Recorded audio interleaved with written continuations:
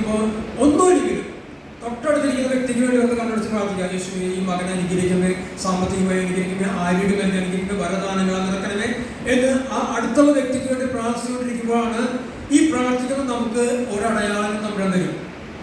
വരങ്ങളുള്ളവരാണ് നമുക്ക്. വരങ്ങള്, ഫലങ്ങള്, ദാനങ്ങളുള്ളവരാണ് നമ്മൾ ഓരോരുത്തരും. ഈ വരങ്ങള് പ്രവർത്തിക്കണമെങ്കിൽ നമ്മൾ കൂട്ടായ്മ ഇരുന്ന് പ്രാർത്ഥിക്കുമ്പോൾ ആ വ്യക്തിക്ക് വേണ്ടി വെറുതെ അടുത്തുള്ള വ്യക്തി വെറുതെ സമയം എടുക്കുന്ന പ്രാർത്ഥിച്ചുകൊണ്ടിരിക്കുമ്പോൾ നമുക്ക് കിട്ടുന്ന സന്ദേശം, ആ ഒരു സന്ദേശമാണ് നമ്മൾ പങ്കുവെക്കുന്നത്. ചേട്ടാ, കൈവേദന ഉണ്ടോ, തലവേദന ഉണ്ടോ എന്നൊക്കെ ചോദിക്കുന്നത് കേട്ടു പലരും.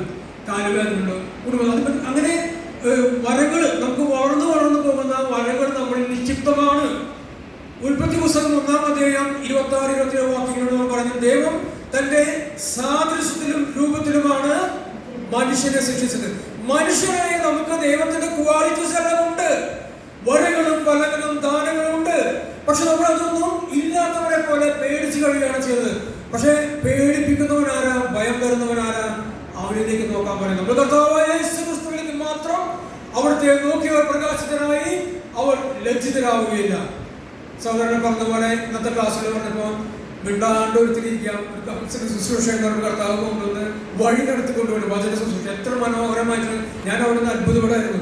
വചന ശുശ്രൂഷ ആള് സമയം പോരായ്മ ഒന്നും ആൾക്ക് സമയം. ഞാൻ എഴുന്നേറ്റില്ല, സംസാരിച്ച എൻ്റെ സമയത്തിന് ഞാൻ കുറച്ച് സമയം ദൈവത്തിന് കൊടുക്കാം എന്ന് വിചാരിച്ചിട്ടിരിക്കും. പക്ഷെ അത് 1.5 മണി പാട്ട് പാടി അവസാനിപ്പിച്ചു. അതാണ് കൃത്യനിഷ്ഠ എന്ന് പറയുന്നത്. കൃത്യനിഷ്ഠ നമ്മുടെ ജീവിതത്തിൽ പാലിക്കണം.